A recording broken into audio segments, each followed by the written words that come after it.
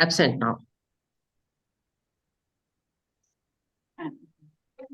All right. So thank you very much for making that distinction. Thank you. We really appreciate it. Quite an enlightening presentation. Thank you. Ladies and gentlemen, and we do apologize for the little technical glitches that occurred. Let's move on to our second speaker, and hopefully this one will be a lot clearer. Mr. VIJAYAKUMAR KAMMAR is from Bangalore in India. He's the Director of Global Marketing with 30 years of experience in business development and marketing. He's also the Chief Executive in forging, casting, and CNC machining. He also translates Indian languages, specifically Kannada, into English and has a book published on that. So welcome, Mr. Kammar. Thank you. Thank you, Shalima Mohammadji. You're welcome. For giving me a beautiful introduction. Thank you very much for that. Can you make this pin my picture over there? Sure, you'd like to get your presentation now? Yes? I'll do that. I'll do that. Okay. Okay. Thank you very much for giving me an opportunity to present my views on the economy of gold in India and Indian diaspora. Thank you very much to Dr. Kumar Mahabir, Dr. Shalima Mohammadji, and Shobi Aliji, giving me an opportunity here to present my views. Let me share my. Okay, is it visible now? Okay. Yes. Economy of gold. Yes, it is. Okay. Economy of gold in Indian diaspora.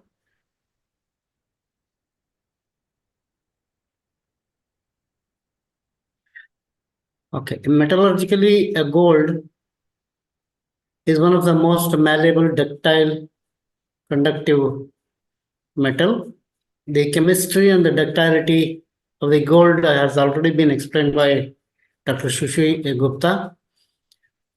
It's a non-destructive, as she said, brilliant yellow color and a beautiful metal. These unique set of qualities has made it's a desirable entity for the most of the human history in almost every civilization. There have been active gold markets for over the 6,000 years. Hundreds of papers have been written on gold as a money, as an investment, as a store value, or a sorry, the source of value, etc., regarding the gold. The current picture shows that India has a minimal domestic production. As Shalima Mohammadji asked me to concentrate on the gold production in India, so I am giving you these figures. In 2019, a domestic recycled gold increased to 29%. That's 116 tons in 2019. This recycled gold means whatever the jewelries are available, they have been recycled. The Indian gold industry employs around 2.5 million people and contributes more than $30 billion to the domestic economy. Gold mining in India dates back to the first millennium BC, and throughout the 20th century was dominated by the Kolar gold field near Bangalore. We call it as a KGF. It's a Kolar gold field. The Kolar gold field closed in 2001, having produced more than 800 tons of gold during its 120 years history.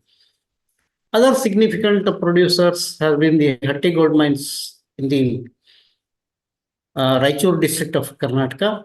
The operation initially entered production in 1902, although it subsequently closed in 1918 because of paucity of the funds due to the World War I.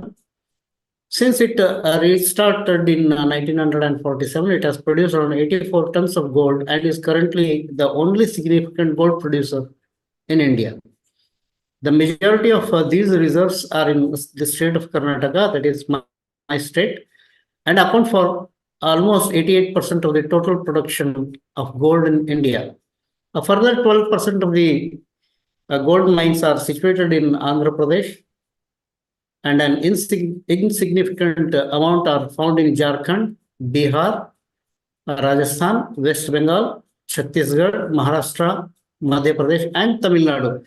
It's a very minimal quantity of gold is produced here in these places. Now, what are all the live gold mines in India as of now is Lava gold mines in Jharkhand, Sonbhadra gold mines in Uttar Pradesh, Parsai gold mines in Jharkhand, Pahadia gold mines in Jharkhand, Kundar Kocha gold mine in Jharkhand, Bihardari gold mines in Bihardari gold reserves. Recently, they have found these gold mines through the survey and mapping and other things. All put together, these gold mines produce around 12% of the total production of gold in India. Gold has been a precious and highly recognized media of transaction, began around 600 BC, and in various form as a money, a jewelry, and form of value for many centuries. Gold value plays a unique role in monetary policy, fiscal policy, and the economic development of a country. Internationally, gold, as SHUCHI Gupta ji told, since 1700, this thing, India was the golden peacock. So it is true in the form of gold also. Gold value plays a unique role in monetary policy, fiscal policy, and economic development of a country. Internationally, gold as a monetary system accepted between 1870 and 1920.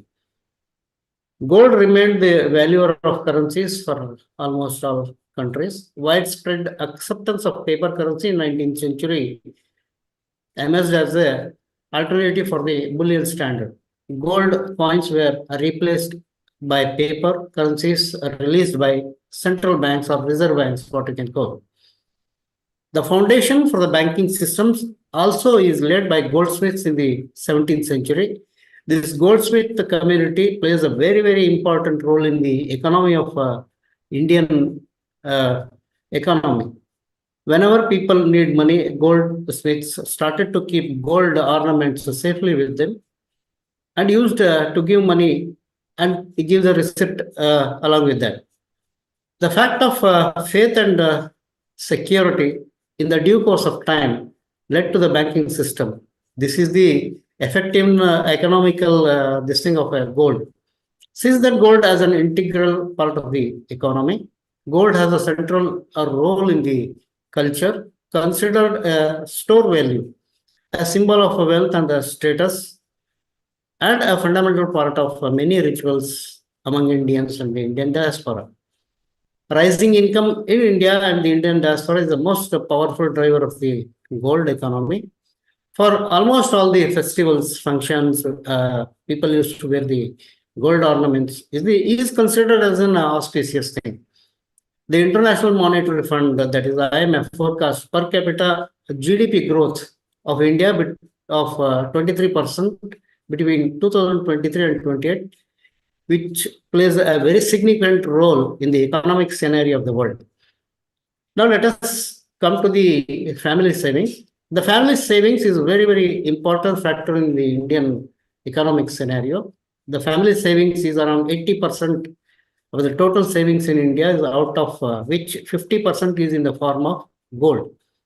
That's why Indian economy, we call it as a culturally driven economy. In the last session, which I made a presentation, I fairly given importance to this culturally driven economy.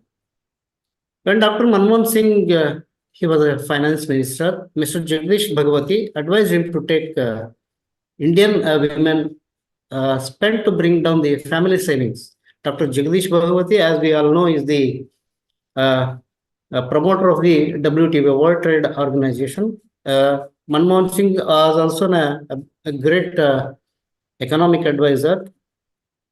According to Dr. Jagdish Bhagwati, the family savings in 1983 was 19% of the GDP. according to Dr. Jagdish Bhagwati, it is very, very high.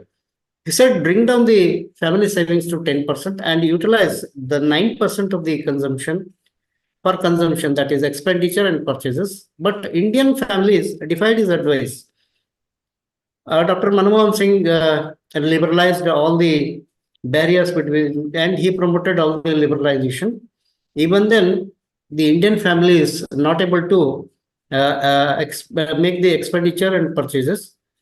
As their income expanded, Indian families ramped up their savings to 28% in 2009, but maintained their moderate consumption.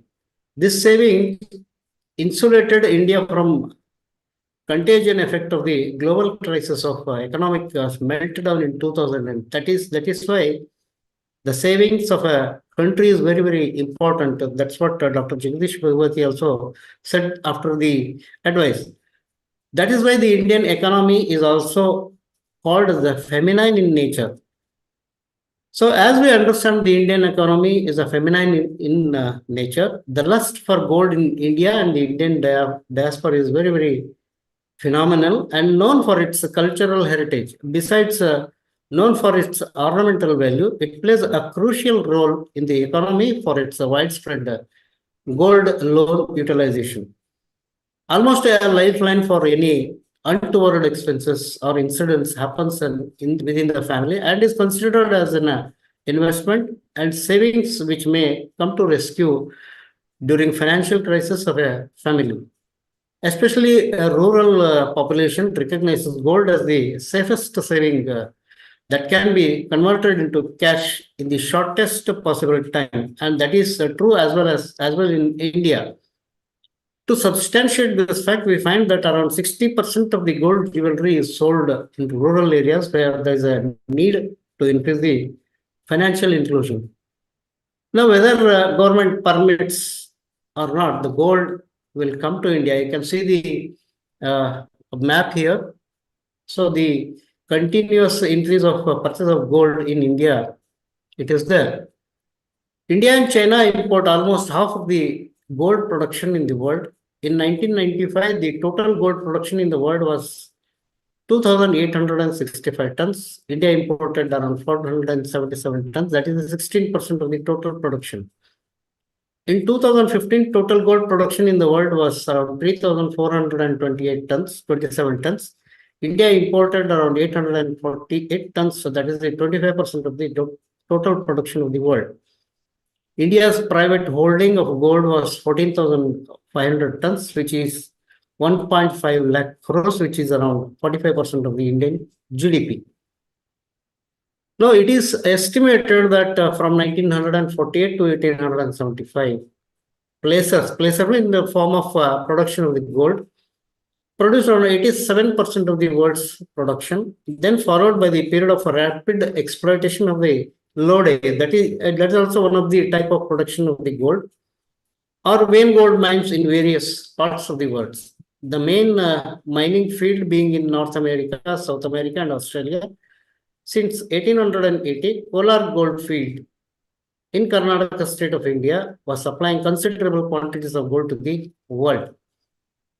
Now coming to the festivals, so Diwali being one of the most important Indian festival and other regional festivals across the country and are celebrated with the purchase of gold ornaments. This purchase of gold is believed to be very auspicious. In India, the best celebrated festivals are in South India, Akshaya Tritiya, Pongal, Onam, and Yugadi. East India, it is a Durga Puja. West India, it is a Gudi Padwa.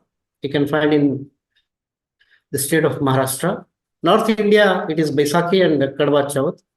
Almost all marriage functions in Indian society and Indian diaspora, gifting gold ornament is an essential part of that ceremonies. These weddings generate approximately around 50% of the annual gold demand in India and the Indian diaspora. Now, if you look at the percentage of investment, that is safe investment is around 75% of the same. Ornamentation, for ornamentation, they use 60%. Festivals, it's around 40%. Marriage ceremonies are around 35%. Special occasions, 30%. cultural, that is collateral security, it's around 30%. Gifting percent, they purchase around 25%. Specific objectives around 50%. For others, around 2%. So, with all the adverse economic exploitation for over 500 years, India emerged as an economical superpower mainly because of the strong fundamentals of culturally driven economy. This is the way, a tagline of our Indian economy. It is a culturally driven economy. The family-run business helped the economy to tickle, though it was deteriorated during a loot by Mughal invaders and the colonial rule. The role of NRIs became the strength, and the entire world started looking back India as an investment destination. At present, we have a fiscally honest Prime Minister, Sri Narendra Modi ji, who doesn't care about the consequences and only bother about the growth of the country, can turn into an economical giant in the coming years. Let us say India first. So these are some of the references which I have made during the making the presentation of this. Thank you very much for giving me an opportunity here. Thank you, ICC, for giving me an opportunity. Thank you. Excellent, Mr. Kammar, as usual. Thank you. Thank you. Very, very informative. Thank you so much. Let me ask you this question, and members of the audience, you are invited to also please raise your electronic hands so that you can pose questions to Mr. Kammar. I just want to ask you, you said the gold loan utilization is widespread. Can you tell us how that works in India? Yes, gold as a store value is considered to be a very, very safest commodity.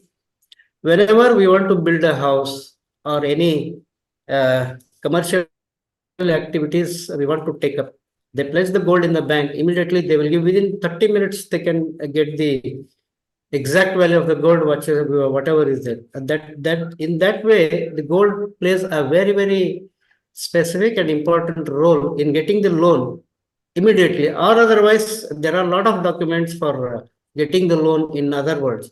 But gold is very, very fast recovery of money. That's where in India, gold is considered to be the safest investment. Right. So it's actually collateral. Yes, sir. Absolutely. For loans. It's actually collateral for loans. Yeah.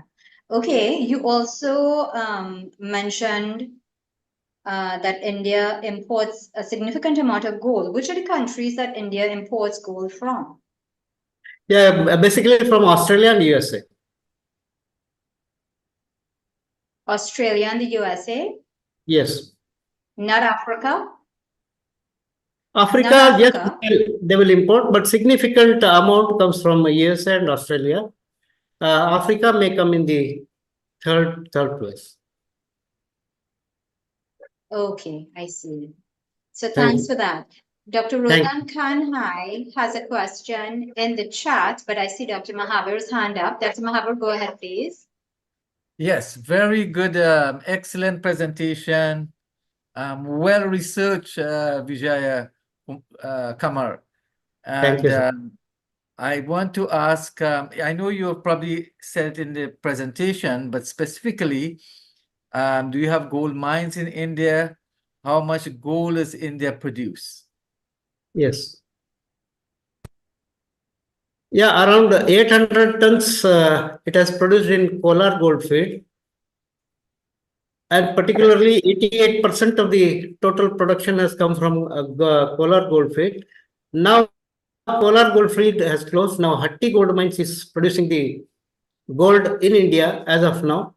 And still another 8 gold mines we have located in Jharkhand and West Bengal and Madhya Pradesh. That amounts to be around 12% of the gold produced at present in India. And a beautiful gold mine has been found in Bihar. That may give around 15% of the gold production in the near 5 years of time.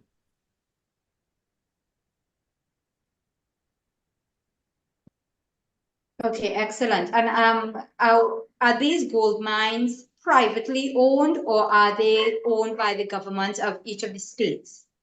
No, none of the gold mines are owned by privately. It is 100% government owned gold mines. The Bharat Gold Mines is the Okay. entity which plays a role in producing the gold. None of the fields are private. 100% I government see. produced. Okay, thanks for that Yes. clarification. Okay.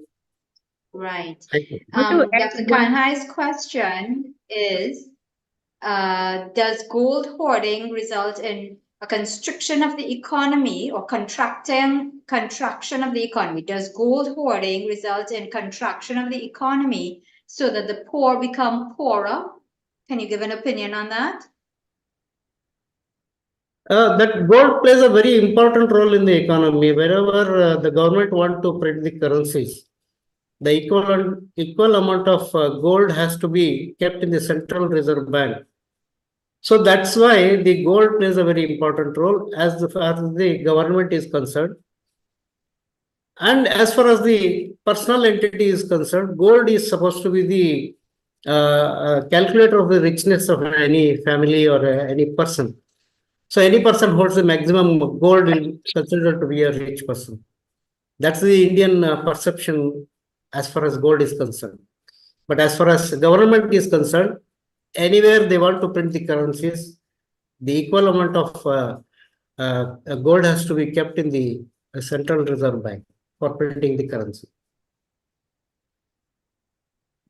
Okay, so I'll just invite Shushi to make a comment on this question as well, please. How does Yeah. gold hoarding by those who do have it affect the poor? No, I want to add only one point. That was missing in my. Sure. Imagine we have a single gold mine, Kolar gold mine, in ancient times. Only a single. Okay. And beside that, we were the golden sparrow of the world. Can you imagine? Persians were there, Egypt civilization were there, Chinese were there. They all have gold mines. They all have. We haven't gold mine, but despite that, we were the golden sparrow of the world. Sone ki chidiya. Absolutely, yes. Yes. So this term of Sone ki chidiya is Yeah. Till 1700th century, India was The number was one. a country which produced most of the products of the world. You take agriculture products, you take implements, you take any other this thing. India was producing most of the products of the world. That means And in 50% world of GDP, world, GDP, we the were whole number world. one. Yeah. Yes, number one, 50% of the total production of the world, India used to produce, so that people used to come to India to purchase and go back. Can you imagine in Alexander's period, they used to bring gold to purchase the iron from India. So that was the significance of the production in India. You will be surprised to know that India was the only country which produced zinc and magnesium for the first time. Mhm. That technology was available with India because zinc will be liquid till 950 degrees centigrade and used to evaporate 955 degrees centigrade. Within that 5-degree increment, India used to make that zinc. So people used to come to India, purchase zinc, iron, magnesium, and they used to bring the gold. And in Vijayanagara Empire period, gold ornaments and these pearls used to sell in the streets like vegetables. People used to come from Middle East to purchase horses. Imagine the purchase horses from India. So in that way, Sone ki chidiya means it does not only producing the gold, It is producing things for the world. In that way, we have to consider Sone ki Chidiya as India, golden sparrow of the world. Thank you. And in 17th century, we were #1 in world GDP. In the last presentation, I made all the slides because one Mr. Angus Madison studied the economy of the whole world for 2000 years. In that, he clearly what zero CE, what was the production at 1000 CE, what was the production at 1800? You see, the 79 scholars, they have studied the total production, total economy of the world. In that, he mentions in 166th page of his research work, he says India was the best producer, that means a good quality of products in the world. So people used to come to India, and he mentions specifically as an Indian entity for the economy and the production. If you go to the Angus Madison's book, two books he has produced, around 79 scholars, they have worked on that 2000 years economy. They said, you cannot find any other country better than India, producers of the world, he said. That is a proud moment for us in India. If you see the 166th page of that, he specially mentions about Indian products. So that's where India is called the golden sparrow, not because of the gold production, but for the various items of the production, especially agricultural products. Thank you.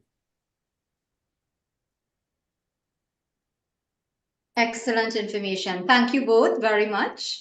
Thank you. So at this point in time, ladies and gentlemen, I just want to remind everyone that gold jewelry in particular is going to be sold, if it hasn't been already, it's going to be sold in large quantities for Valentine's Day, which will be observed on Wednesday. So we want to create some memorable moments for you with the following song, Masta Masta Donai. Navin, can we have that, please?